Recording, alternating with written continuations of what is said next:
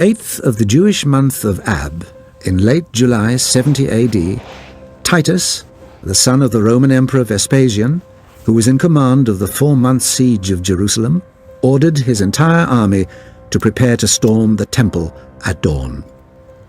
A total of 60,000 Roman legionaries and local auxiliaries were eager to deliver the final blow to the defiant but broken city.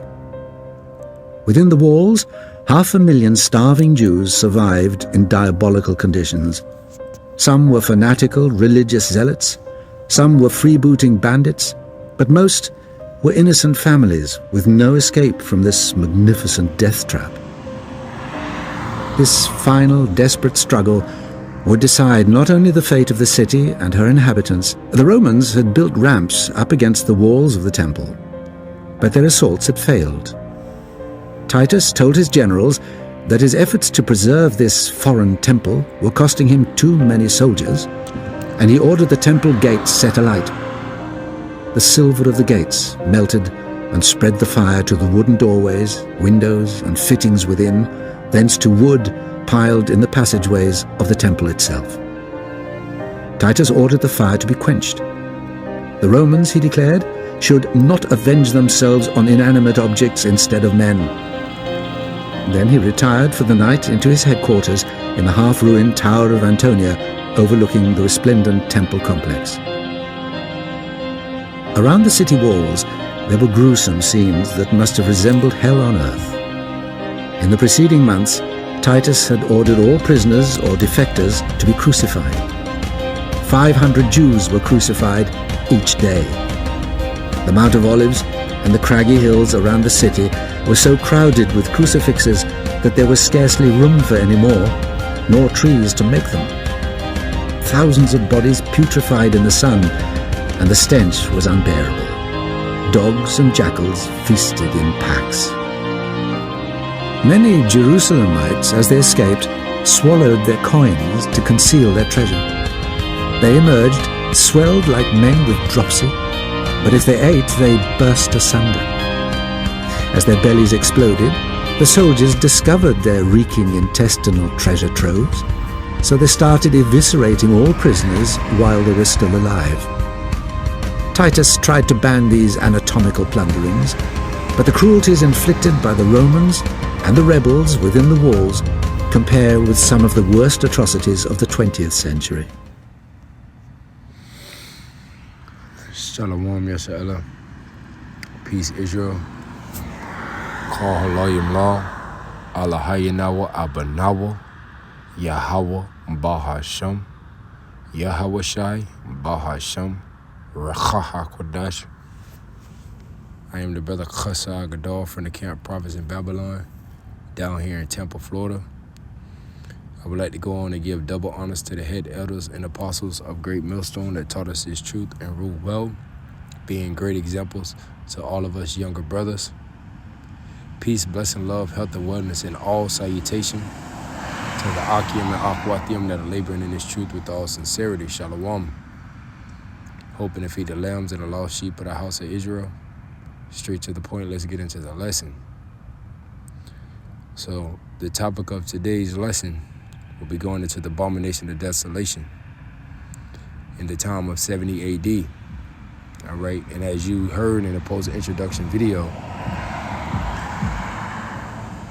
these damn Romans, man, they came into Jerusalem and ransacked our temple, man. Heathens were not allowed in our temple. A heathen should not have even stepped into the temple, man. Okay?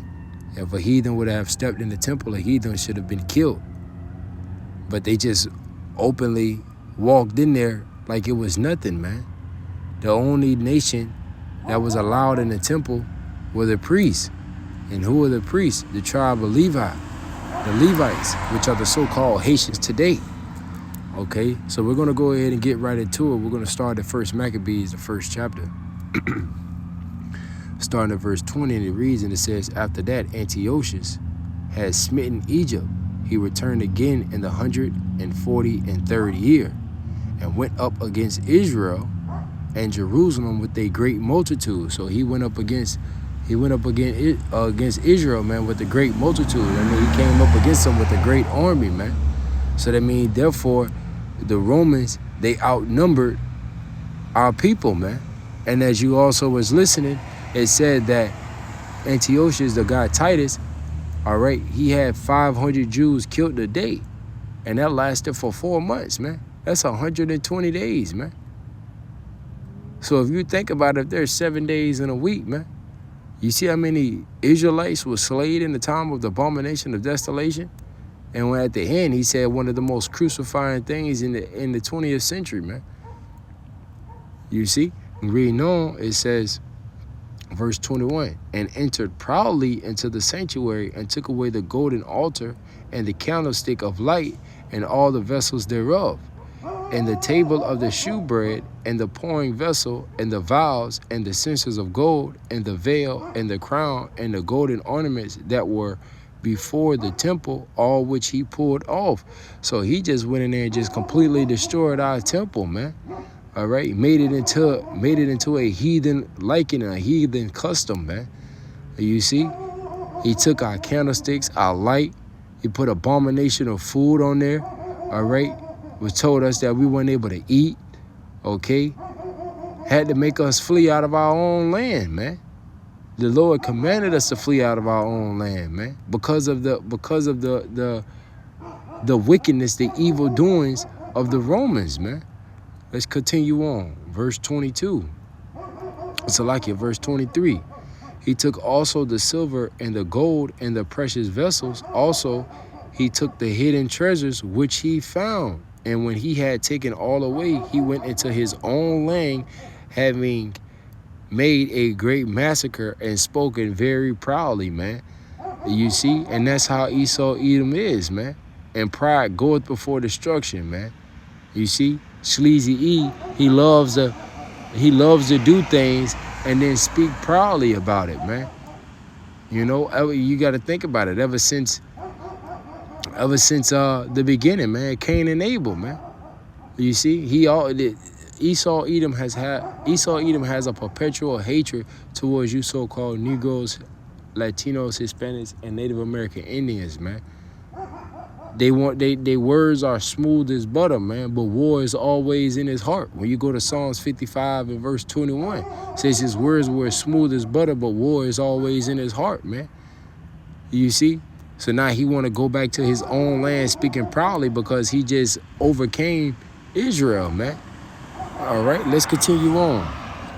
Verse 25, it says, therefore, there was a great mourning in Israel in every place where they were. A great mourning. So it was a great time of crying. All right. Family members being killed. Okay. You heard what he said in the video, in the post-introduction video.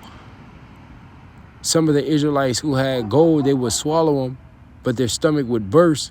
And then all these Romans would go around and take what they found, man. Commanded them not to eat, commanded them not to do certain things. You see? Let's keep going, man. It says, verse 26, so that the princes and elders mourned, the virgins and young men were made feeble, and the beauty of woman was changed. You see? So they started losing faith.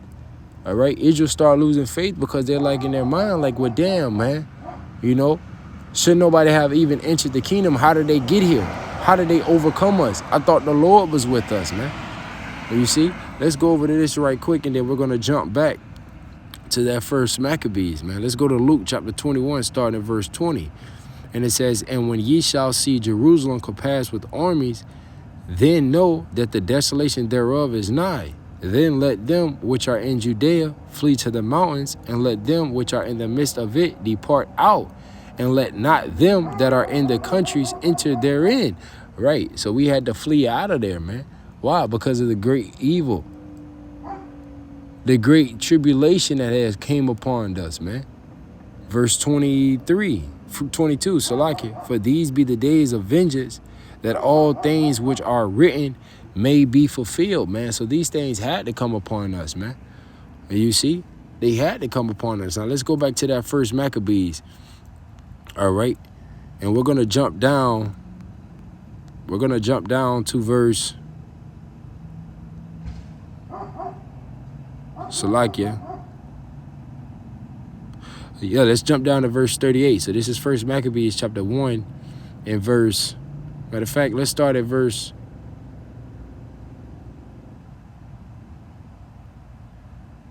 let's start at verse 35. And it says, they stored it also with armor and victuals, and when they had gathered together the spoils of Jerusalem, they had laid them up there, and so they became a sore snare. For it was a place to lie in wait against the sanctuary, and an evil adversary to Israel. Thus they shed innocent blood on every side of the sanctuary and defiled it, insomuch that the inhabitants of Jerusalem fled because of them. Whereupon the city was made an habitation of strangers, and became strange to those that were born in her, and her own children left her, man. You see, it became a habitation of strangers, man. Those Romans wasn't supposed to go there. Those Romans not supposed to dwell there, all right? Those people that's in our land today are not even the true people, man. You see, and it said defiled it. How can you defile something? You put something that goes against our laws, man, okay? Now, we're going to jump down. We're going to stay in the same chapter, and we're going to jump down to verse 54. Now, it says, now, the 15th day of the month, Casliu, in the 145th year, they set up the abomination of desolation upon the altar and build idol altars throughout the cities of Judah on every side, and burnt incense at the doors of their houses and in the streets. So therefore they came in, right? You see that they set up idols, man. So they were coming in to make us try to praise their God, man, to pull us away from YAHAWASHI, man. Reading on, and when they had rent in pieces the books of the law which they found, they burnt them with fire. So they took our law, statutes, commandments, basically our Bibles, man. All right, and they burnt them with fire. Why? Because they no longer wanted us to praise YAHAWASHI. When you go into Psalms, the 83rd chapter, it tells you what? Let us cut them off from being a nation, man.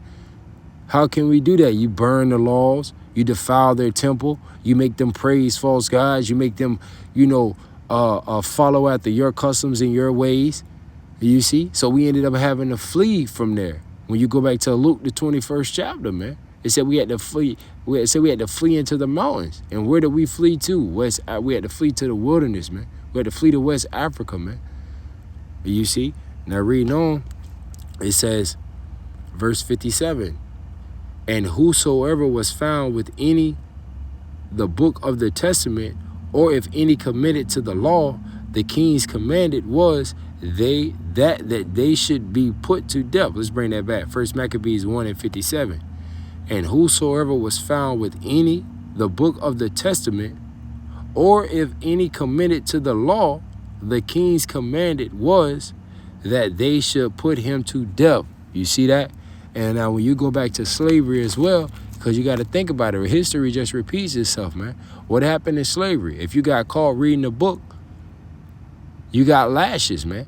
And if you got caught reading a Bible, they cut your hands off. So now you see, all right, now you see that this is just, Babylon is just Rome all rebirthed again, man. You see, because like it just said, the king commanded that if you were caught reading or had the laws or committed to the law, you had to be put to death, man.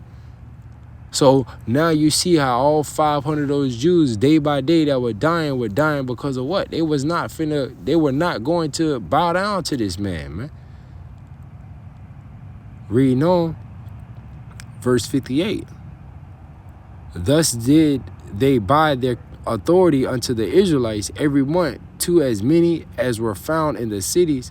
Now the 25th day of the month they did sacrifice upon the idol altar, which was upon the altar of Yahawah, at which time, according to commandment, they put to death certain women that had caused their children to be circumcised. So therefore, if you're a woman, if she allowed her son to gain the truth and understand the truth, all right, and go by the scriptures, that woman was put to death, man. So therefore, once again, it was cutting us off from being a nation. You see how fucking dirty these damn Edomites are, man? And they're still doing that today. You see? Now, the abomination of desolation already happened, but if you think about it through the spirit, man, they're doing that today, man. You see, they try to tell Jake as soon as she have a baby that he has to have this type of vaccine, that type of, this, all these BS things, man. And if you don't do it, what they'll do, if a woman decides she wants to leave the hospital and not allow her child to get any of those V shots that they try to give you at the hospital once your child is born, they will not allow you to take your child from the hospital, man. Now, you see what happened in the time of abomination of desolation, man, in 70 AD? If a woman decided she wanted her son to be circumcised, gain the truth, okay, get this understanding, all right, she had to be put to death, man. These fucking devils must go, man, and that's what's going to bring me to my next precept. But let's continue reading on, man. It says, verse 60. Verse 61. And they hanged the infants about their necks and rifled their houses and slew them that had circumcised them. Howbeit many in Israel were fully resolved and confirmed in themselves not to eat any unclean thing. Wherefore, the rather to die, that they might not be defiled with meats, and that they might not profane the holy covenant. So then they died, and there was a great wrath upon Israel, man. You see? So they came in, all right? They killed our women, hung our babies, walked into our fucking temple, okay? Salakia, they walked into the temple, all right? When the only tribe that's supposed to be in the temple are the Levites. They put abomination on our temple. They tore all of our stuff out. They took the candlesticks, the golden vessels, everything, man. Man, let's grab this precept. Let's go to the book of Revelation, chapter 13. Let's go to Revelation 13, and we're going to start at verse 9. If any man have an ear, let him hear. He that leadeth into captivity shall go into captivity. Now, we all have ears, and we're all listening, and we all heard what it said in the beginning in the post-introduction video, man. So he that leadeth into captivity shall go into captivity. And who led the Israelites? Who led the so-called Negroes, Hispanics, Latinos, and Native American Indians into captivity? What nation? Esau, Edom, and all of these other nations. You're not getting away with that neither, man, because you seen us go into captivity, and not once did you motherfuckers stop and say that, man, those are the chosen people, man. You shouldn't do that. So therefore, you led us in captivity, you shall go into captivity. It says, he that killeth with the sword must be killed with the sword. You killed with the sword. You came over here, 1492. Christopher Columbus came over here and did what? He said he couldn't put his sword down for 1 hour. Why? Because he was slaying nothing but Native American Indians and Seminole Indians, which are the Gadites and the Rubites, man. So you killed with the sword, now you're going to be killed with the sword. The blessing is your sword, and you're going to die by the sword, Sleazy E. Then it says, here is the patience and the faith of the saints, man. And that's what we're waiting on, man. Brothers out here that's prophesying, brothers out here that's pushing this word with all truth and sincerity, serving Yahawah, Shemi, YAHAWASHI, Lord, will we be those men? Why? Because the patience of us, the patience that we have to see you motherfucking devils go into captivity, oh, man, we can't wait. We can't wait for things of this nation, man. Since we've been a nation, man, you've been at our fucking necks, man. But the tables are about to turn, Esau. They're about to turn. And when they do turn, we're not going to take our foot off. We're not going to give you no rest. There's no rest for you, Esau. You're going to work until your fucking toenails bleed, man. You're going to work until your feet, your skin is coming off the bottom of your damn feet, man. Why? Because of the violence against thy brother Jacob, shame shall cover thee, man. You are going to die crucially, Esau. Now, other brothers, brothers have their Brothers have their moments where they just get so amped up in the spirit, man. All right, but we still got to hold our composure and be humble. But right now, I'm amped up in the spirit, and Lord will, YAHAWAH, humbly speaking, I'll be a part of that elect, man, because I can't wait to fuck these devils up, man. Let's grab this last precept. We're going to end it on this. Let's go to the book of Proverbs, chapter 15 and verse 3. The eyes of the Lord, Yahawah, BAHASHAM, YAHAWASHI, are in every place, beholding the evil and the good, man. So don't think that what you did in 70 AD has not been recorded. Don't think that what you did in the time of slavery has not been recorded. Don't think that what you did since the beginning of us being a nation has not been recorded, Sleazy.